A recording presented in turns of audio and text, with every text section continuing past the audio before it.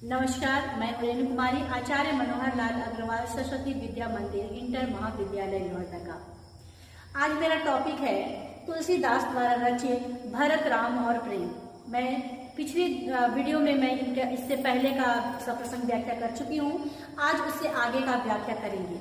तो व्याख्या कभी भी क्वेश्चन में आता है सप्रसंग व्याख्या करने के लिए, तो सबसे पहले इसमें प्रसंग लिखना होता है कि कौन से पाठ का है, उसका कवि कौन है और कौन से उस कविता में लेखक क्या कहना चाहते हैं, ये प्रसंग में लिखेंगे। फिर व्याख्या करेंगे इस कविता का या दोहा का, जो भी आता है।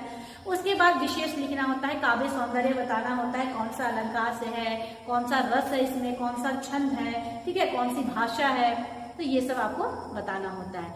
तो हम लोग चलिए शुरू करते हैं इसका सप्रसंग व्याख्या। तो तुलसीदास, हम लोग जानते हैं कि कवि तुलसीदास जो है वो श्री राम के अनन्य भक्त रहते हैं। वो ये जो दोहा लिखे हैं, ये चौपाई जो लिखे हैं, ये रामचरितमानस उनका महाकाव्य है। ये रामचरितमानस की अयोध्या कांड से ये राम वनगमन के पश्चात भरत की जो मनोदशा होती है उसका वर्णन यहाँ पर किए हैं लेखक कवि ने। तो आइए देखते हैं, शुरू करते हैं। भूपति मरनु प्रेम पनु राखी, जननी कुमति जगतो सब साखी। भूपति यानी कि राजा, ठीक है, राजा दशरथ के लिए यहाँ प्रयोग हुआ है। और पनु मतलब होता है आपका प्रण यानी कि वचन। तो हम लोग जानते हैं कि राजा दशरथ ने पहले ही 2 वचन दे रखा था कि कैकेयी को कि जो भी तुम मुझसे 2 बार मांग सकती हो, क्योंकि रानी कैकेयी ने उनका जान बचाई थी शादी से पहले ही। तो दशरथ कहते हैं कि तुमने मेरी जान बचाई है, तो तुम जो वर मांगना चाहती हो मांग लो। तो उस समय वो नहीं मांगती है और राजा दशरथ उसको अपनी पत्नी बना लेते हैं, तीसरी पत्नी। तो जब राजा का राज्याभिषेक होना था राम का, उस समय ये वर को मांगती है। तो इसीलिए यहाँ पर कहते हैं भरत जी कि राजा दशरथ का वचन निभाने के कारण और श्री राम से बिछुड़ने के कारण उनकी मृत्यु, उनका निधन, जननी कुमतो यानी कि हमारी माता जो कुमति है, यानी कि कुमति यानी कि कुबुद्धि, जिसका बुद्धि भ्रष्ट हो चुका होता है, और माता की कुबुद्धि, ये 2 चीजों का पूरा संसार साक्षी है कि हमारी माता कुबुद्धि थी और हमारे पिता का देहांत माता की कुबुद्धि के कारण ही हुआ और राम से बिछुड़ने के कारण हमारे पिता की मृत्यु हुई। तो इन दोनों का जो गवाह है वो पूरी दुनिया है।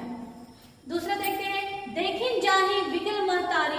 देखिन जाही विकल महतारी, महतारी यानी कि माँ। तो भरत जी यहाँ आगे कहते हैं कि तीनों माताएं का जो दुख है वो बहुत असहनीय है, जो मुझसे देखा नहीं जाता है। तो मेरी माताओं का दुख जो है वो मुझसे नहीं देखा जाता है। जननी दुसा परपुर नर नारी, यानी कि और अवधपुरी के जो नर और नारियां हैं उन लोगों का भी दुख मुझसे नहीं देखा जा रहा। वो लोग भी बहुत ज्यादा दुखी हैं, अग्नि के ताप में वो लोग जल रहे हैं। वो लोग भी बहुत ज्यादा राम के वन जाने के पश्चात बहुत दुखी हैं। मही सकल अनर्थ कर मूला। मही यानी कि मैं, अनर्थ यानी कि अनर्थ, मूला यानी कि जड़। तो जो ये काम हो रहा है, जो ये कांड हुआ है माता कैकेयी के द्वारा, राम का वन जाना या माताओं का दुखी होना, अयोध्या वासियों का दुखी होना, इन सब का कारण मैं हूँ। यानी कि ये जो कुछ भी हो रहा है इन सब का कारण मैं हूँ। भरत यहाँ पर अपने आप को दोषी मानते हैं और अपने आप को जड़ करते हैं कि इन सब का जड़ मैं ही हूँ। सो सुनी समझी सही सब सूला, यानी कि ये सब सुनकर और समझकर भी मैं इन सभी दुखों को सह रहा हूँ। सुनी बन गौनु किन रघुनाथा, करी मुनि वेद लखनऊ से साथा। कहने का अर्थ है कि श्री राम जी, रघुनंदन जी, लक्ष्मण जी और सीता जी, लखनऊ यानी कि होता है लखन, सी मतलब सीता जी। तो श्री राम जी, लक्ष्मण जी और सीता जी तीनों मुनि का, ऋषि मुनियों का वेश धारण कर बिना पैरों में चप्पल पहने पैदल ही वन को चले जाते हैं। बिन पानहीन पैदल ही पाए, यानी कि बिना पैरों में चप्पल पहने ही वो लोग चले जाते हैं। शंकरु साखी रहे हुए ही धारे, यानी कि शंकरु यानी कि यहाँ पर शंकर जी के लिए यूज हुआ है। कहते हैं कि शंकर जी इस बात के साक्षी हैं कि मैंने कितना दुख सहा है।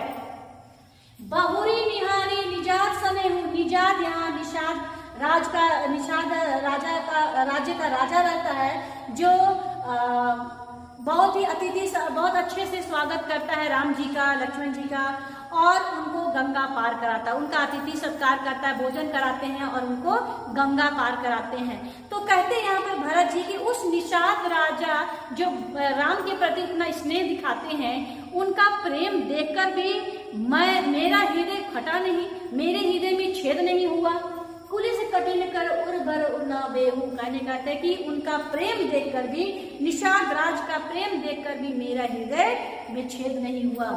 अब सब आखिर देखे यानी कि अब सब मैं अपनी आंखों से देख रहा हूँ, क्योंकि भरत जो है अयोध्या आते हैं तो वो उनको बताया जाता है कि कैकेयी के द्वारा ऐसा ऐसा हुआ और इसी कारण वचन को निभाने के लिए राम वन को चले जाते हैं। तो ये सब केवल वो सुनते हैं, लेकिन कहते हैं कि अब सब आखिर देखो, यानी कि अब यहाँ पर वन में आकर आपसे मिलकर सब कुछ मैंने अपनी आंखों से देख लिया हूँ, क्या सच है क्या झूठ है।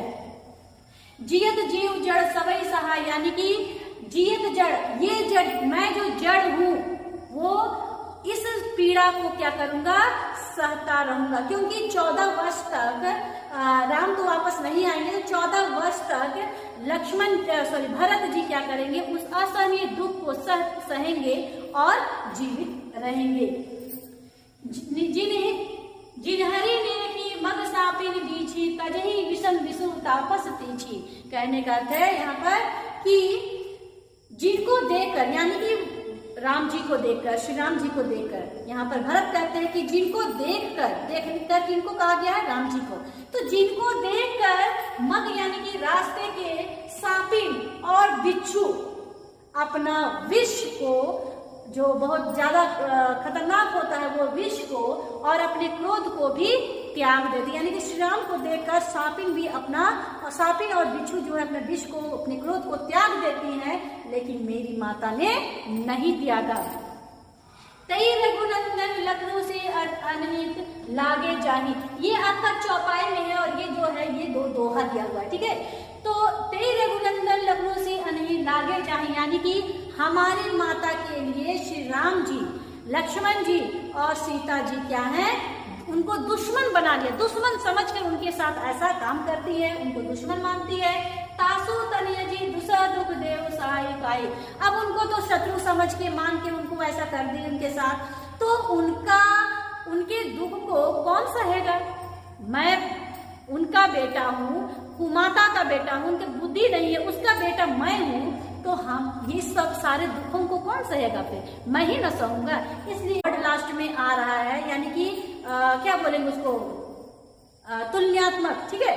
तो ये सब आ रहा है, तो ये सब आपको विशेष में लिखना होगा, ठीक है।